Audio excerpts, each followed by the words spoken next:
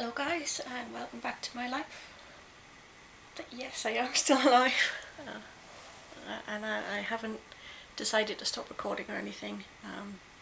Just everything has been unbelievably crazy, so that's why I've been missing for quite a while. Thank you for coming back and watching this if you do.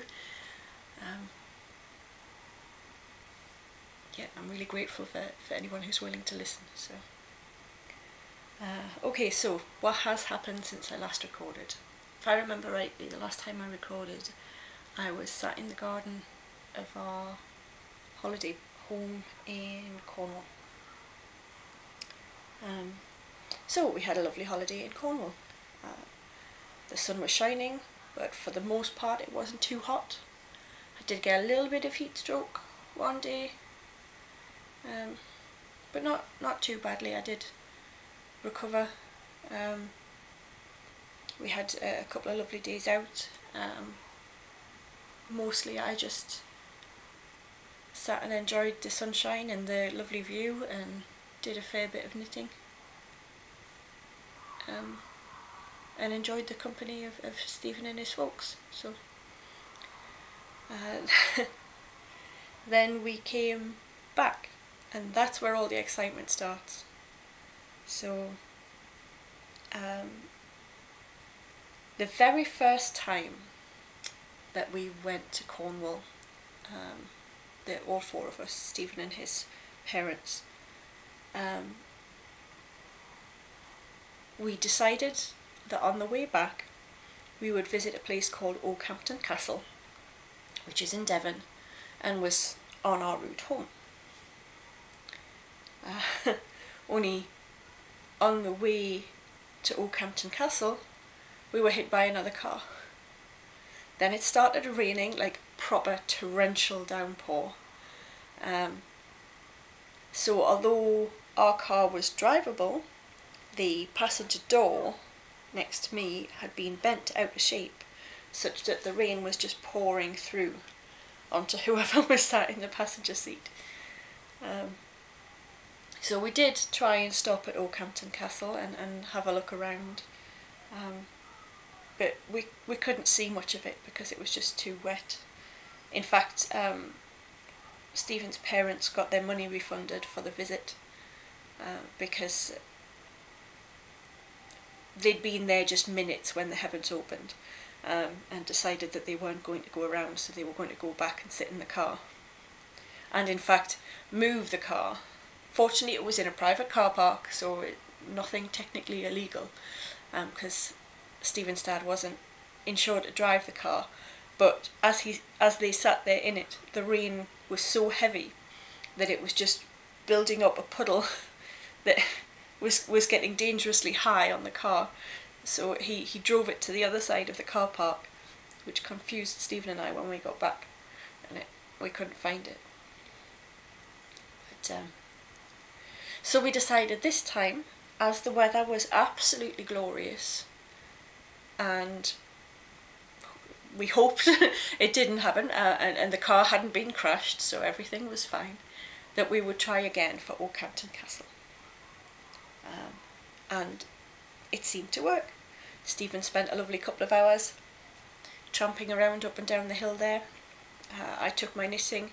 I sat in a lovely little sun trap with a beautiful view out over the valley until I started feeling really quite queasy. So then I picked up my blanket and moved somewhere where I was sat in the shade, because it was just the heat that was making me feel that bad. And then I was fine.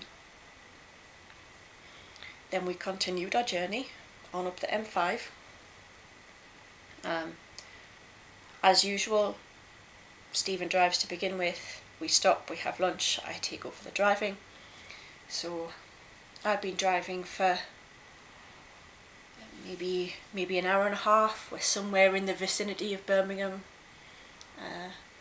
And Stephen suggests that perhaps we might want to stop at the next services so that he can have a bathroom break.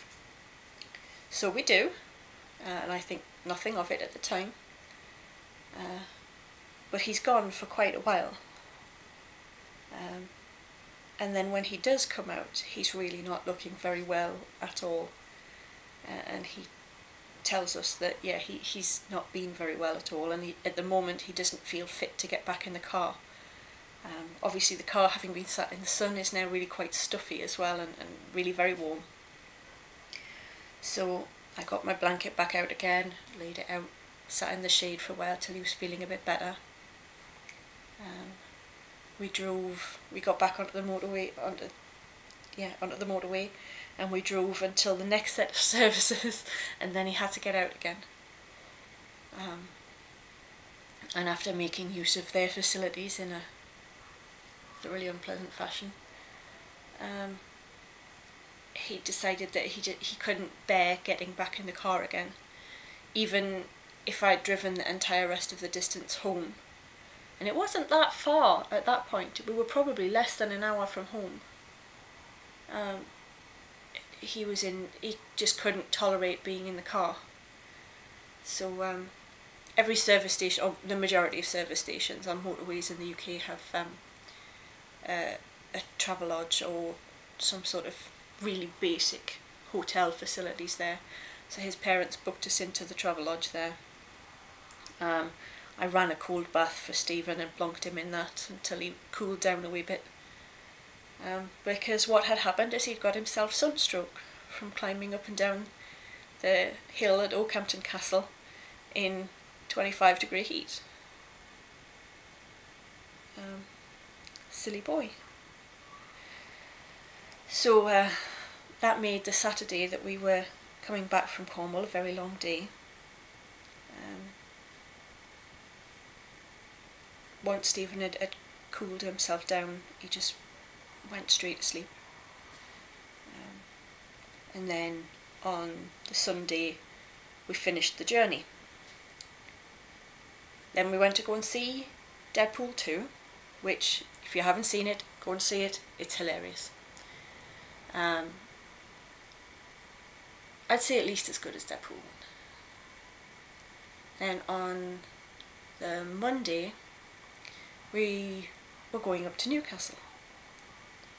That hadn't been on the plan.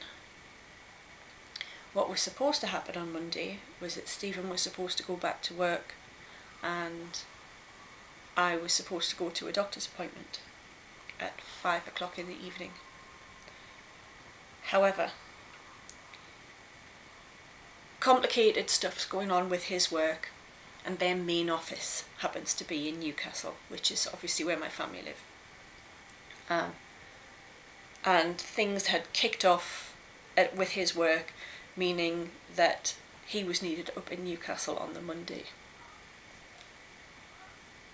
As for me, when we were down in Cornwall, my dad was getting the results of his most recent CT scan, and he's found out that the cancer is growing again and they would like him to restart chemo.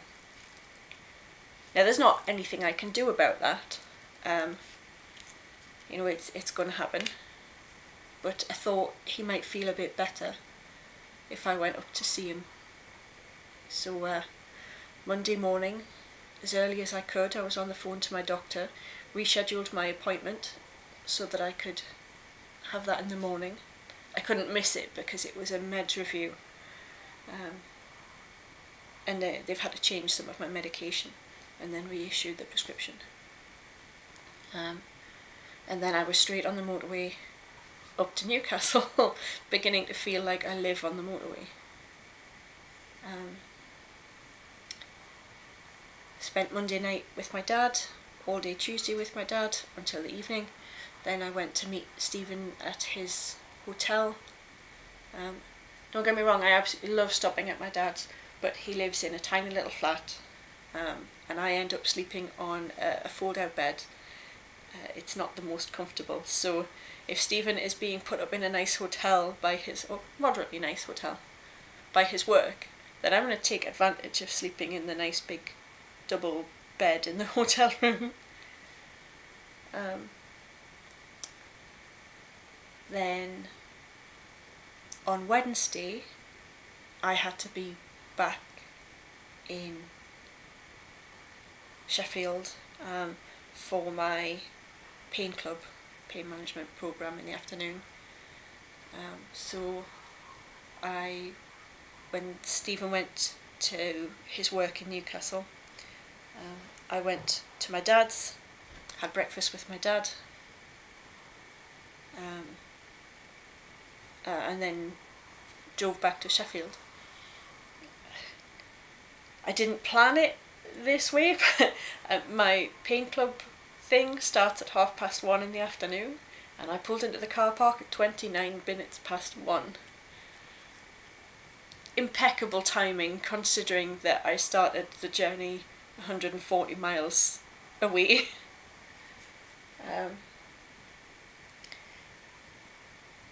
So yes, last night, that meant Stephen had to get a train back from Newcastle. So I then came home, checked all my posts and everything, went and picked him up from the station, came home, went to bed quite early. And then today I had to be up at disgusting o'clock in the morning to go to the hospital and have this thing fitted, which is a 24-hour heart monitor, ECG thing. And I have, a little bag that has spare electrodes, whatever, in case these come off. And I'd have to keep a little diary of every time something happens, every time I feel a bit off colour, if I feel dizzy or if I have palpitations or anything like that. I have to write it down what time it happened and what I was doing at the time. And then they will tie that in, hopefully, with anything that this shows.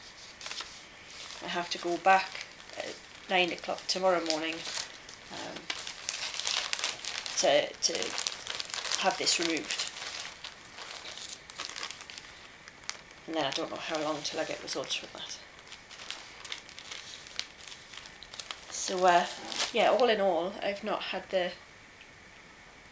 time or the mental and emotional energy for filming videos. I write a blog as well, and I haven't done that in months. I desperately need to do something for that.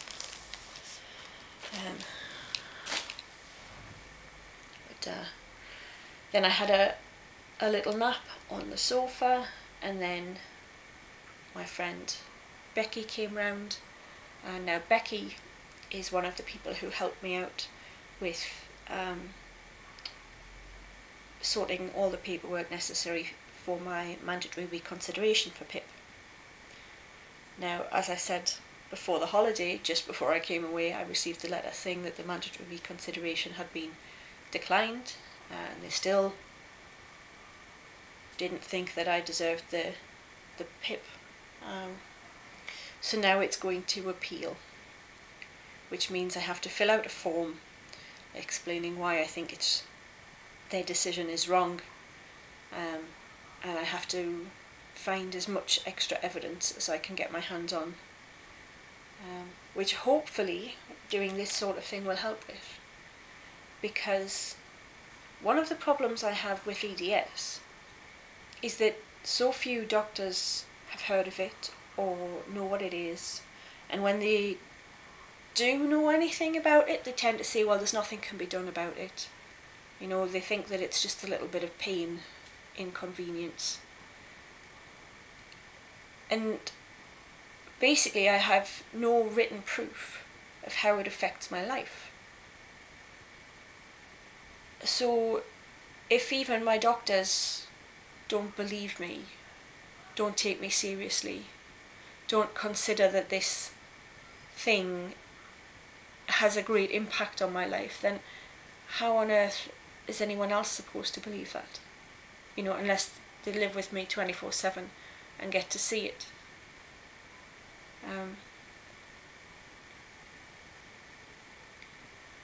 So yeah, now I have to gather all the evidence that I can and go to tribunal.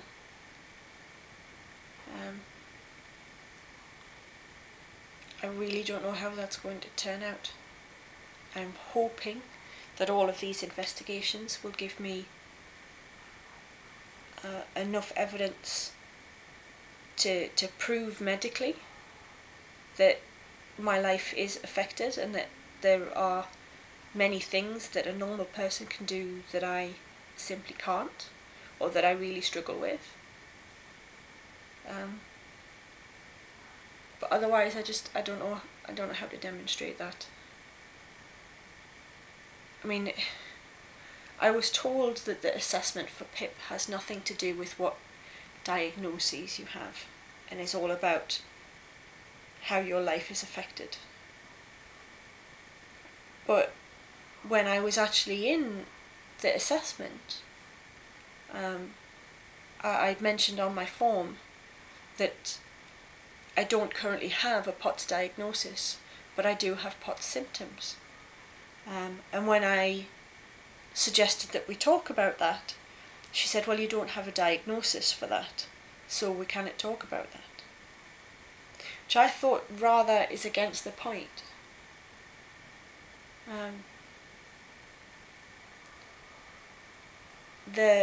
Despite the fact that when I responded to the mandatory reconsideration, I explained that at no point did I say I was having a bad day. The mandatory reconsideration return still says you were having a bad day on the day of the assessment.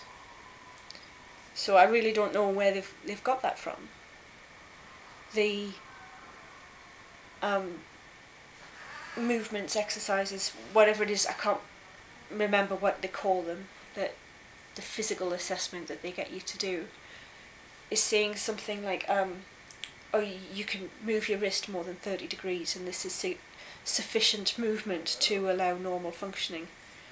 But that's not my problem. Of course I can move it more than 30 degrees, because I can move it all the way from this through to this.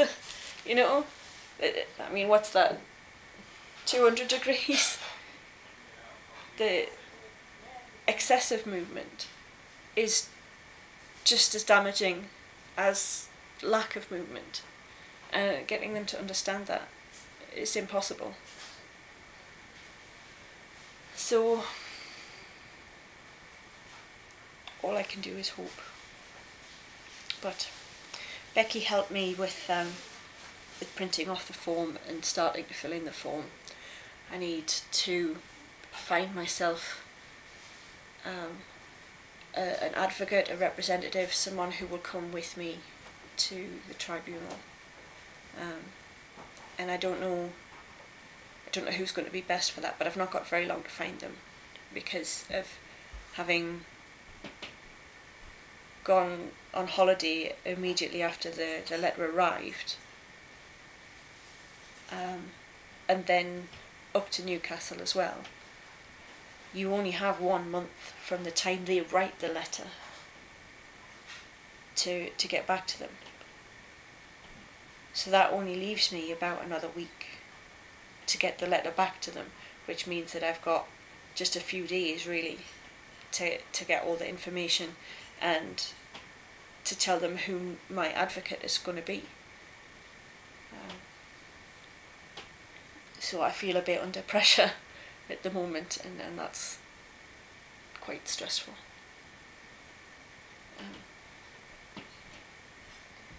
But I did finish the socks. The socks that I've been knitting forever and ever are finally finished. Haven't done anything on the sweater.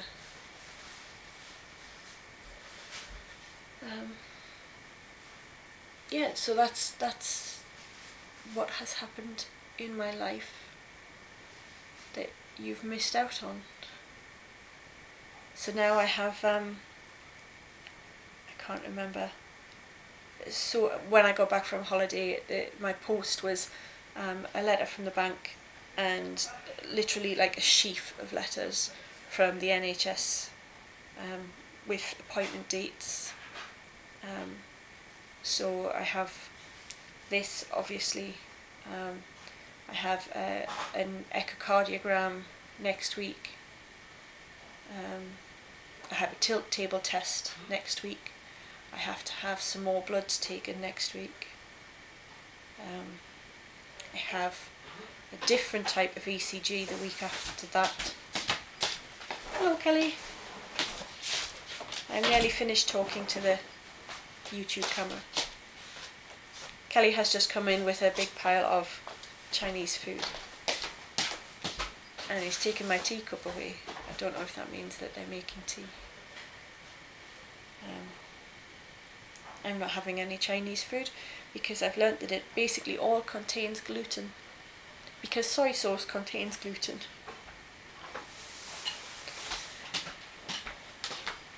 That smells so tasty.